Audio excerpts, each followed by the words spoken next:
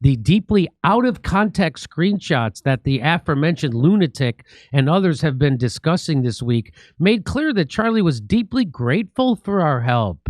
After our call, he felt more confident and reassured that he could make the case for the Jewish people and for Israel. This is almost, I couldn't write a sketch this funny.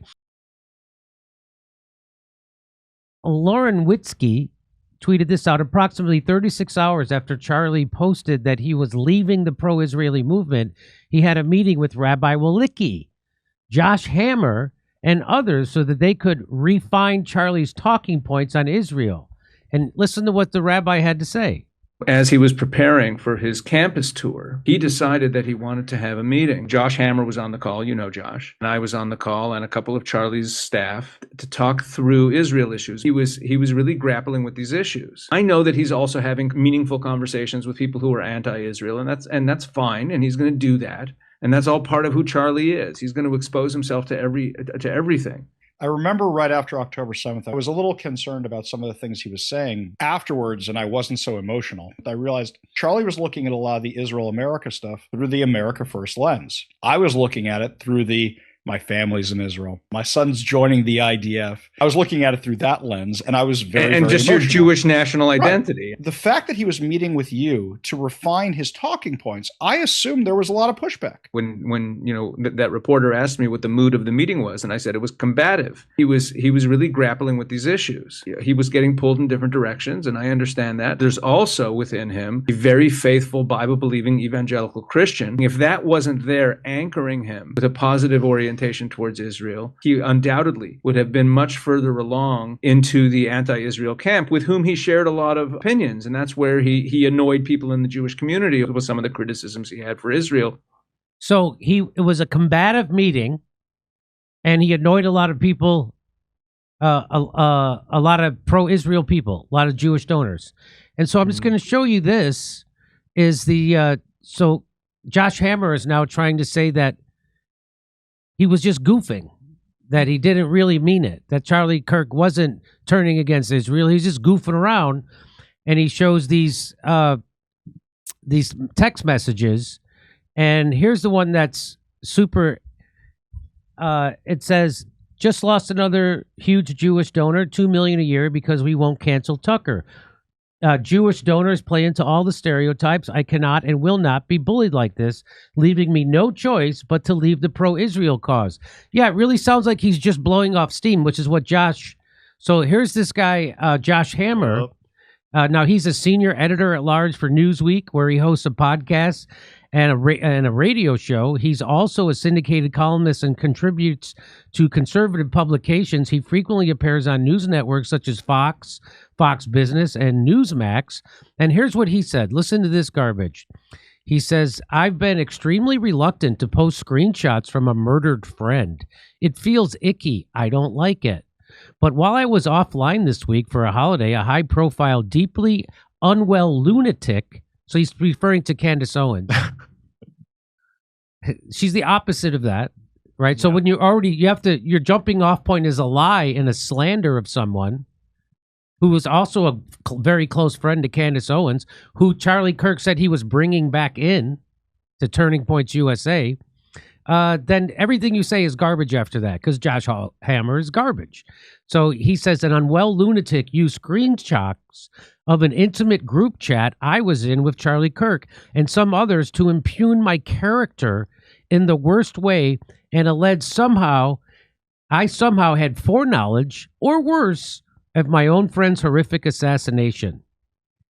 In those screenshots from about 3:30 to 4 p.m. Eastern time, the day before he was killed, Charlie was blowing off steam in a private group chat setting. Donors have every right to withhold donations, and organization CEOs and chairmen have every right to then be upset when donors withhold those donations. This is just the nature of donors and donees in the not-for-profit space. Nothing to see here, is what he's saying. Nothing to see here. Just blowing off steam. He didn't mean it. Just joking. Just joshing around. Couple of bros goofing around. As I previously explained, the notion that Charlie Kirk was turning on his career-long friendship with the Jewish people and the Jewish state of Israel, as opposed to sarcastically blowing off steam in a private group chat setting, is an egregious lie and is belied by the facts. 2 hours after Charlie blew off steam. How long do you think it took him to come up with that? Oh, we'll say he was blown off. I got it. I'm a genius. And how many people were involved in that piece of propaganda? How many people were on that conference call to figure out how to respond here?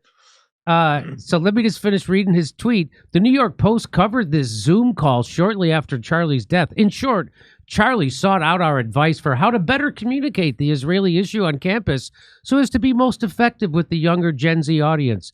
Yeah, that's not what he was doing. Charlie was passionate about fighting the mind virus of conspiratorial Jew hatred, something he made clear over and over and over. So Josh Hammer is just a flat-out liar, and he's bad at it. The final ever messages Charlie sent in this WhatsApp chat, which were delivered hours after the deeply out of context screenshots that the aforementioned lunatic and others have been discussing this week, made clear that Charlie was deeply grateful for our help. After our call, he felt more confident and reassured that he could make the case for the Jewish people and for Israel. This is almost I couldn't write a sketch this funny. These are literally Charlie's final messages in a WhatsApp chat. Emotions can run high at times, but Charlie Kirk remained a true friend of the Jewish people and the Jewish state to the very end. Yeah, no, he was screaming. He was on Megyn Kelly's show screaming about it. He was on his own show talking about how he's being bullied, how he's being how he's being called an anti-Semite by those Jewish people. And, of course, that chat message showed that he had said, I can no longer support Israel. And, of course, what Ian Carroll says, just move to Israel at this point. I mean, Twitter is for talking shit, and sometimes you just got to tell it like it is. So I think the Schofield Bible is letting your enemy write out your day planner. Anyway, this is the weakest proof I've ever seen. This is supposed to offset what Candace presented. The fact that he was cordial and civil. LOL. Okay, so yeah, that doesn't erase these these chat messages. Jewish donors play into all the stereotypes. I will not be bullied, leaving me no choice but to leave the pro-Israel cause. That's what he was saying. And Josh Hammer makes up this garbage. Why don't you just tell me about the miracle bullet again and how Charlie's got Superman steel bones. That's why the bullet didn't go through. Sam Parker says, fact, Josh Hammer randomly dug up a 12-year-old tweet about public executions the night before Charlie was assassinated. Fact, the same night before the assassination, Josh Hammer told us he had a meeting with Charlie wherein he claimed Charlie hadn't changed his mind on Israel. He neglected to say anything about Charlie's group chat statement from the previous day. Fact, Josh Hammer was in the group chat where Charlie admitted he was going to have to abandon the pro-Israel cause, yet Hammer remained completely silent about this and called Candace Owens a liar for claiming Charlie's stance on Israel was shifting. Fact, Josh Hammer knew about the letter to Netanyahu but remained quiet and let others break the story.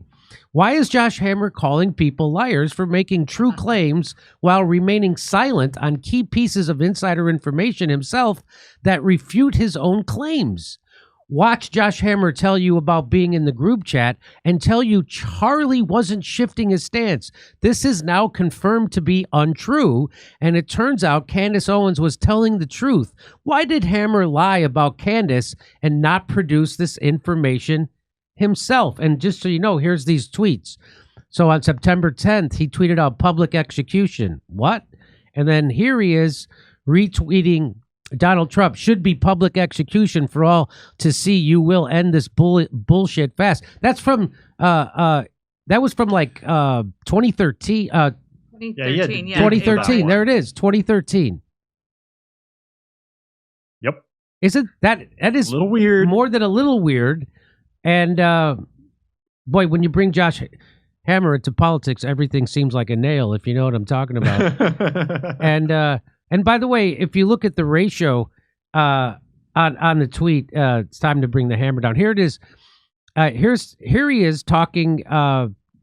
If you think Tucker Carlson is more dangerous and radical anti-Semite than Henry Ford, Charles Lindbergh, or David Duke, what action might you take to prevent Charlie Kirk from continuing to platform him to millions of Candace Owens? For that, let's listen. What Charlie was essentially trying to do was he was essentially trying to figure out how to navigate this to keep the Nick Fuentes neo-Nazi Groyper stuff at bay while trying to meet the younger generation, the Gen Z folks who are pretty wobbly on this issue, to kind of meet them on their own terms and to try to kind of guide them towards a better place without using kind of the outmoded rhetoric and talking points of kind of the 1970s, 1980s boomers. That's essentially what he was trying to do.